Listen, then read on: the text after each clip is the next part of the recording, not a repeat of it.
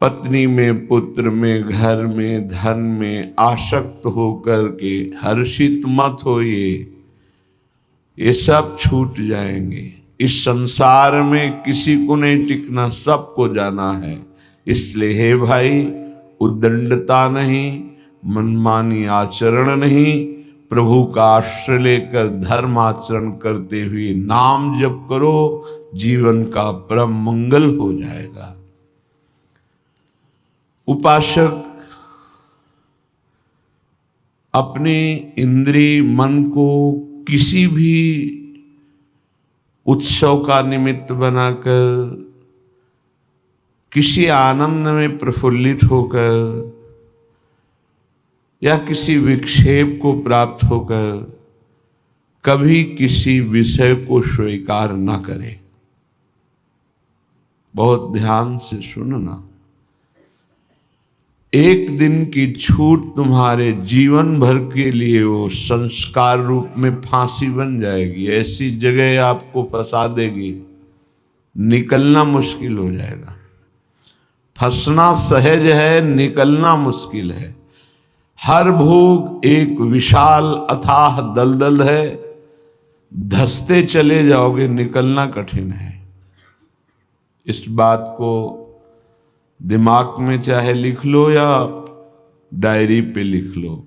हर भोग माया का ऐसा दलदल है कि जो इसमें एक बार चखने के लिए कूदा वो धंसता चला गया। गुरु कृपा, हरि कृपा निकाल ले तो निकाल ले, या निकला हुआ महापुरुष निकाल ले, अन्यथा वो उसमें डूब ही जाता है। ऐसा दलदल है। वह श्री जी का कृपा पात्र है, आज नहीं तो कल वो महापुरुष बन जाएगा। अर्थात जो महापुरुषों की गति वो उसे प्राप्त हो जाएगी।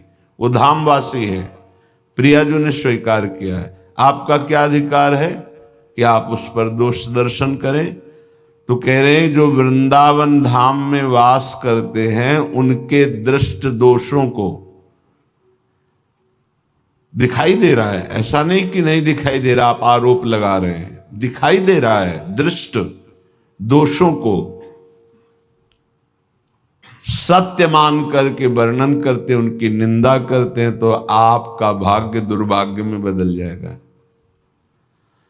यदि आप ये विचार करके कि श्री जी के लाड़िले हैं, इनकी बाहरी बात है पर इनके ऊपर बहुत कृपा है, आज नहीं तो कल ये सब सुधर जाएंगे क्योंकि लाडली जी के कृपा पात्र हैं, बात बन गई।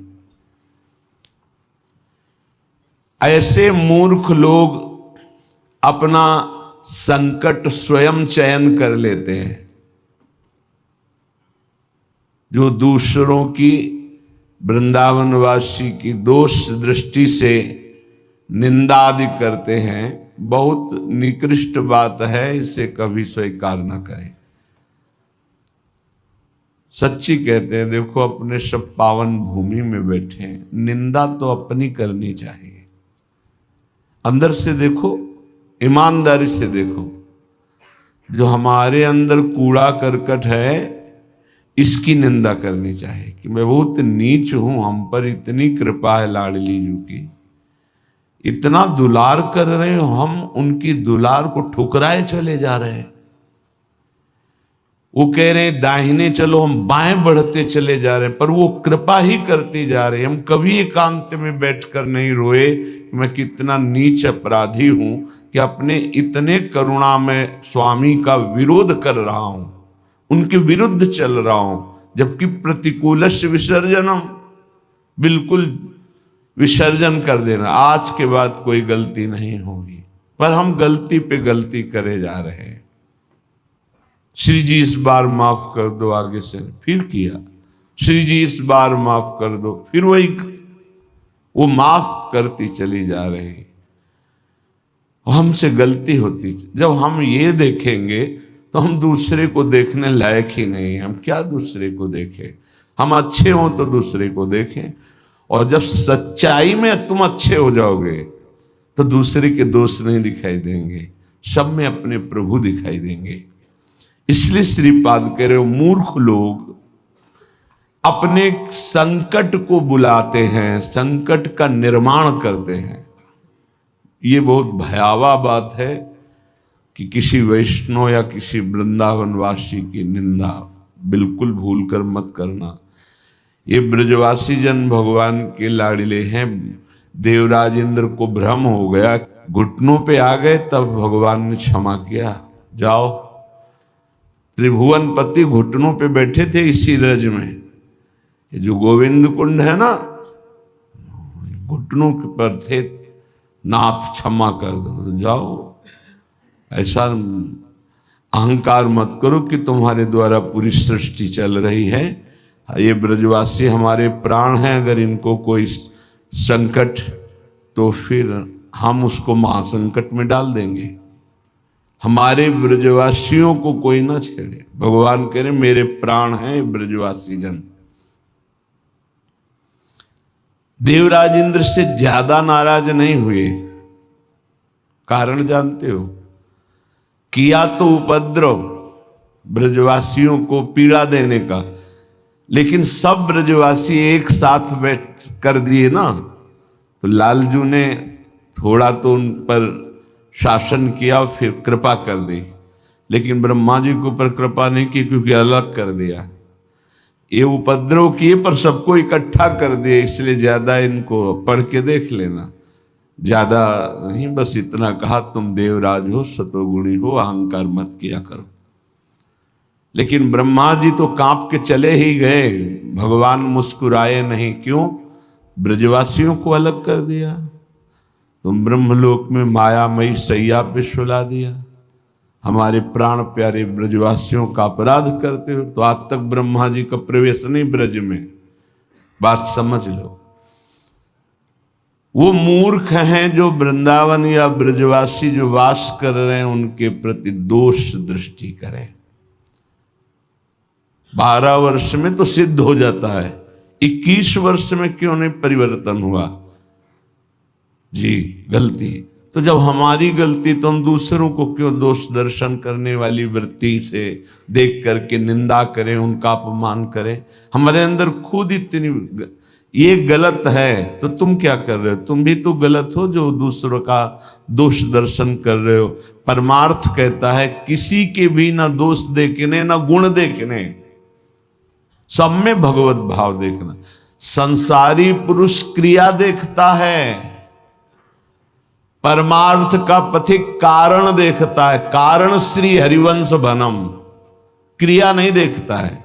क्रिया देखने वाला संसारी होता है। श्रीपाद कह रहे वो मूर्ख लोग संकट की स्वयं रचना कर देते हैं। अच्छा, ये कोई पाप नहीं है कि क्षय हो जाएगा तो आप मुक्त हो जाएंगे। ये अपराध है, वैष्णव अपराध। ये तभी क्षय होगा जिस वैष्णव से अपराध बना है उससे क्षमा याचना हो जाए, नहीं तो, या फिर आपको पता नहीं तो गुरुदेव क्षमा कर दे, जाओ कोई अपराध नहीं। तो अखंड मंडलाकारम व्याप्तम इन चराचरम, गुरुदेव सब में व्याप्त है, हर अपराध क्षमा कर सकते हैं वो। गुरुदेव अगर कह दे जाओ कोई अपराध नहीं, तो कोई अपराध नहीं। गुरु महिमा बहुत बड़ी है। मंत्र मूलम गुरु वाक्यम, मोक्ष मूलम गुरु कृपा। हर अपराध से मुक्ति के लिए गुरुदेव है। गुरुदेव मुझे पता नहीं क्या अपराध बन गया, लेकिन है कोई अपराध, क्षमा कर दो। उन्होंने कहा जाओ कोई अपराध नहीं, तो पूरी सृष्टि का अपराध क्षमा हो जाएगा। गुरुदेव में ऐसी सामर्थ्य, वो भगवान का साक्षात कृपा वपु हैं। कभी किसी को ऐसा महसूस हो तो अपने गुरुदेव भगवान से क्षमा मांग ले। अगर नहीं पता चलता कि किस वैष्णव का अपराध बना है तो गुरुदेव से क्षमा मांग ले। श्रीपाद कह रहे हैं ऐसे व्यक्ति हमारे चाहे प्राण संकट में पड़े हो, कभी समीप ना आवे, मैं इनका दर्शन न करूं और इनका संभाषण न सुनूं। जो संतों की, ब्रजवासियों की, वैष्णवों की, भगवत भक्तों की निंदा करते हैं, ऐसे लोग हमारी दृष्टि में ना आवे, कभी हमारे कान में इनकी आवाज ना पड़े, और कभी प्राण संकट होने पर भी मैं इनकी सेवा स्वीकार ना करूं। क्योंकि ऐसे लोगों का विषय सेवन करना, दिया हुआ भोजन पाना, या उनके पास बैठना, या उनके दर्शन करना, इस सारे साधन को हास्यास्पद बना देते हैं, उपहास योग, अर्थात कुछ नहीं रह जाता जो ऐसे लोगों का संग करता है। अपराध नहीं, निंदा नहीं होनी चाहिए, बहुत सावधान।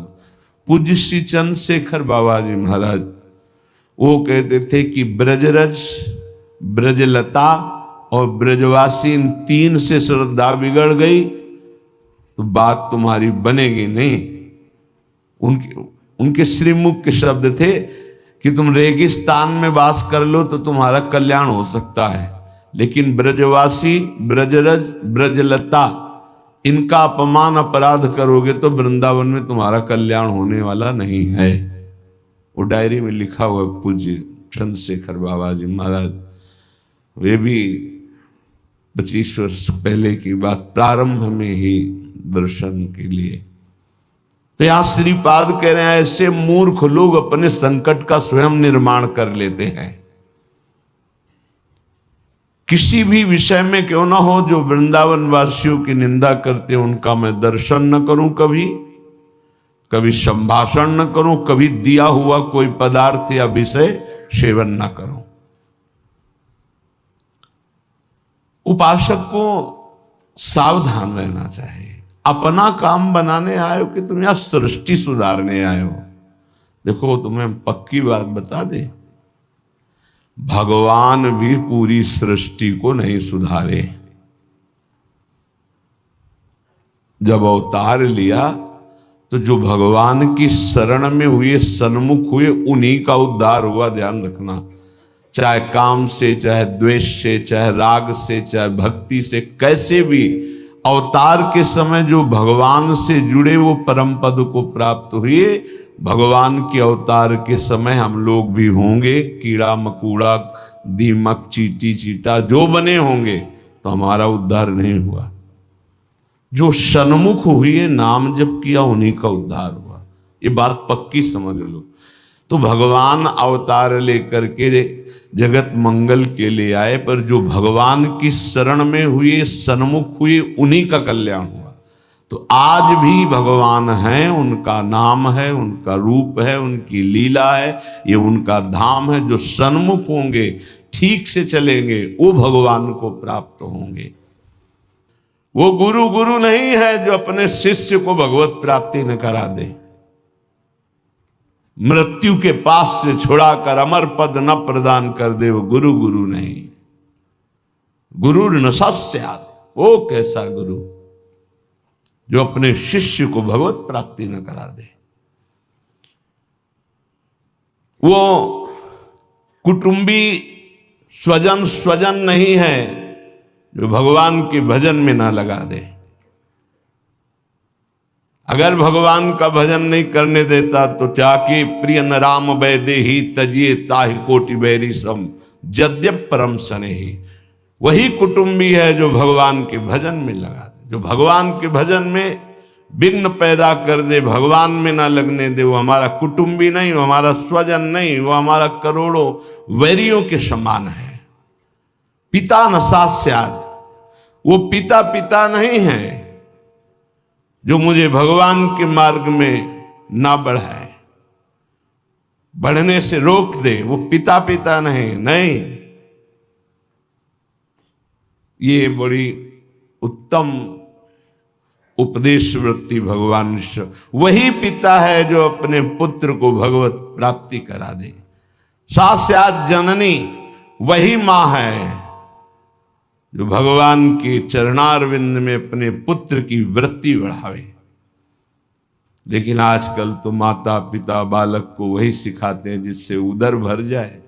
3 बातें, पेट भर जाए, अच्छे कपड़े पहन लो, खूब भोग भोगने को मिले, यही शिक्षा है। इतने केवल लक्ष्य है। कह रहे सास्यात् जननी न सास्यात्, वो पिता नहीं, वो माता नहीं जो भगवान की प्राप्ति कराने का उपदेश ना करे, नाम जपने का उपदेश न करे, वो नहीं है माता पिता। दैवम न तस्यान्न, यद्यपि दैव बड़ा माना जाता है, पर वो दैव किस काम का जो हमें भगवान का भजन ना करने दे, विमुख कर दे। और सही बतावें, दैव कुछ है ही नहीं, हमारे कर्म ही हमारे दैव हैं।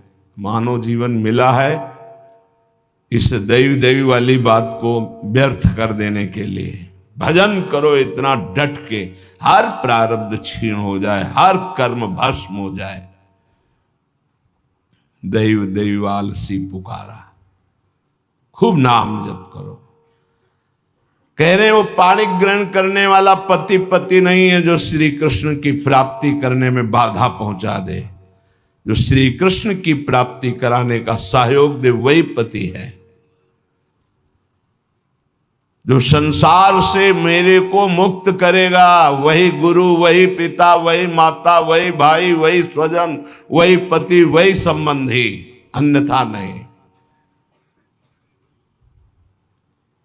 बहुत हृदय संभाल करके अब सुनिएगा। निष्किंचनस्य भगवद भजनोन्मुखस्य पारम परम जिगमिशोर भवसागरस्य संदर्शनम विषयिणामथ योषितांच हा हंत हंत विषभक्षण मतोप्य साधु। हे साधु विरक्त,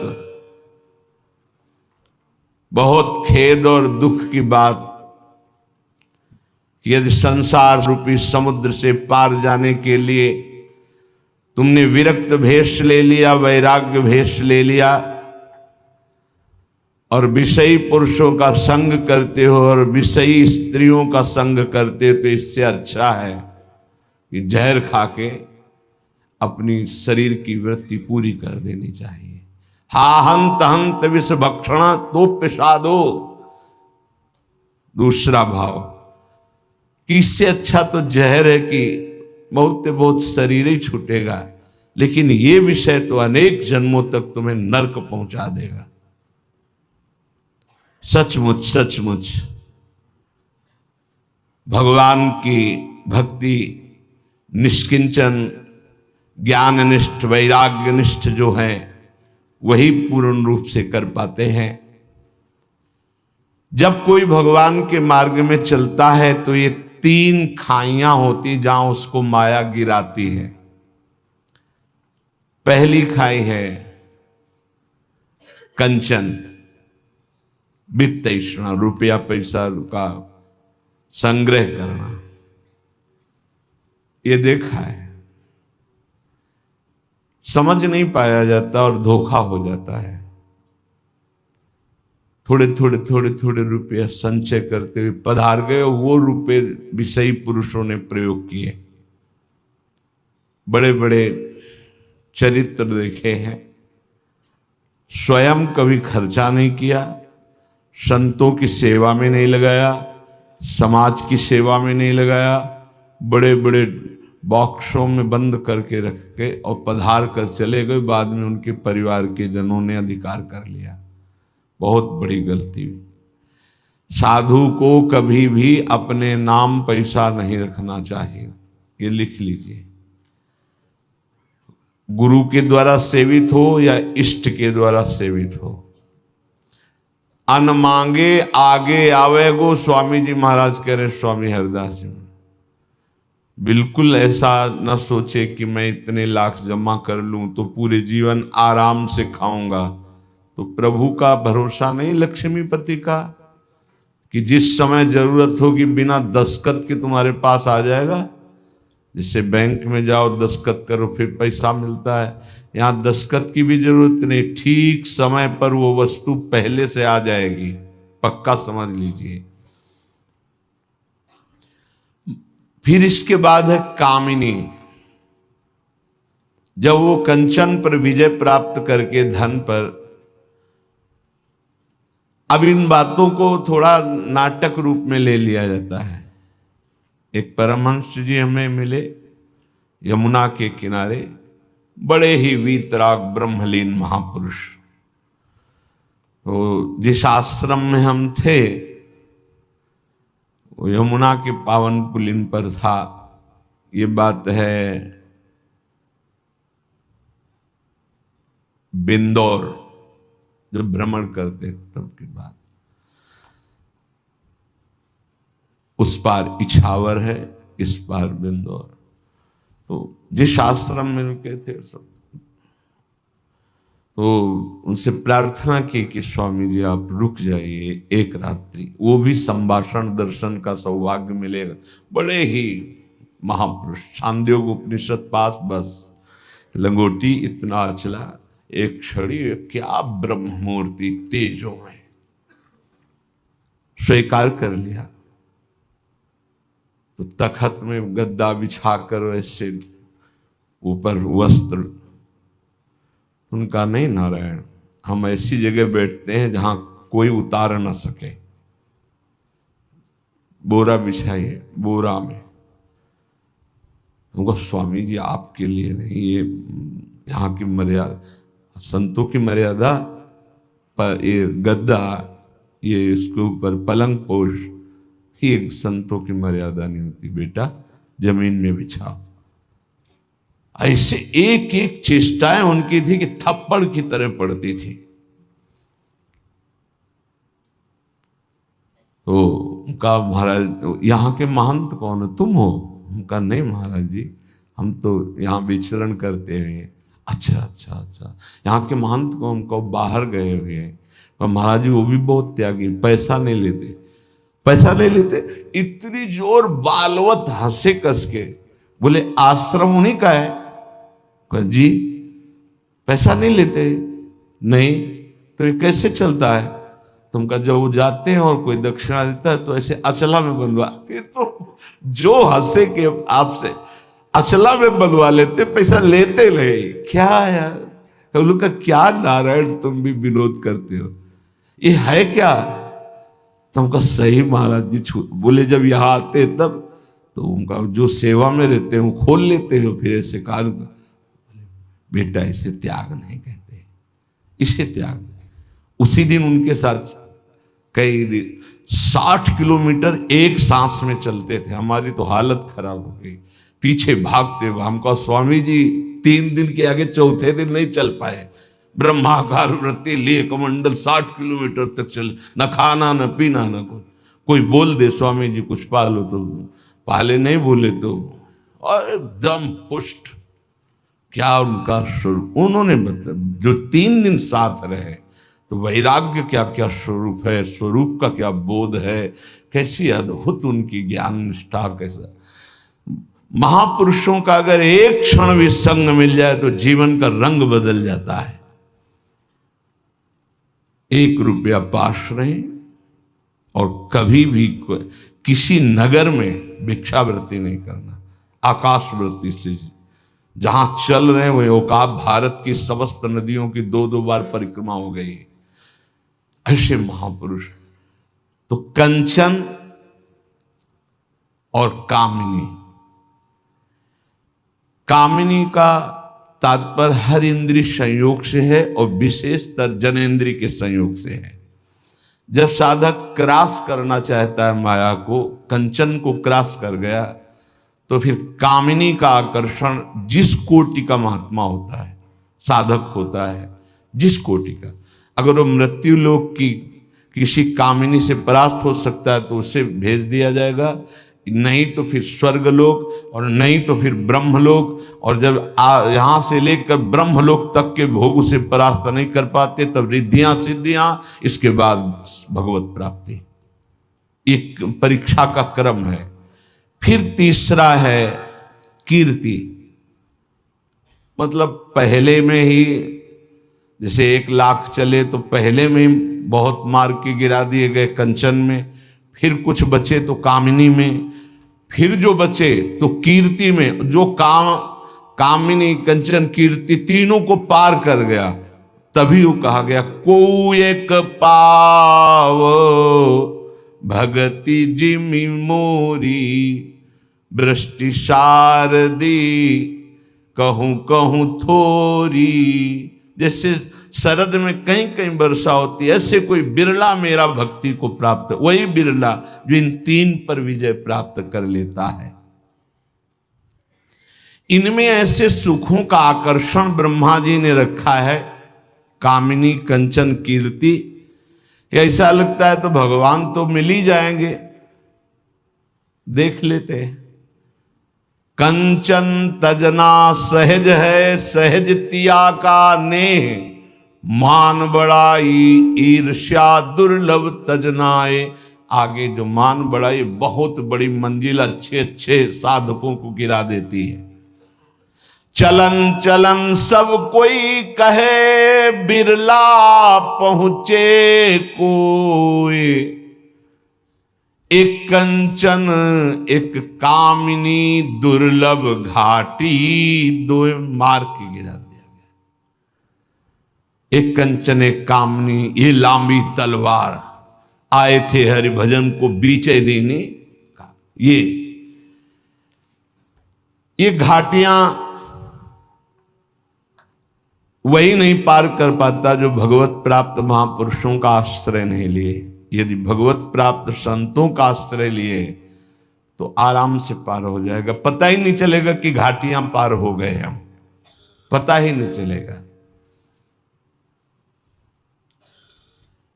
त्याग और वैराग्य का यही स्वरूप है कि इन तीनों से बचे। कंचन कामिनी, प्रणाम नमस्कार प्रतिष्ठा कीर्ति, इनसे बचे।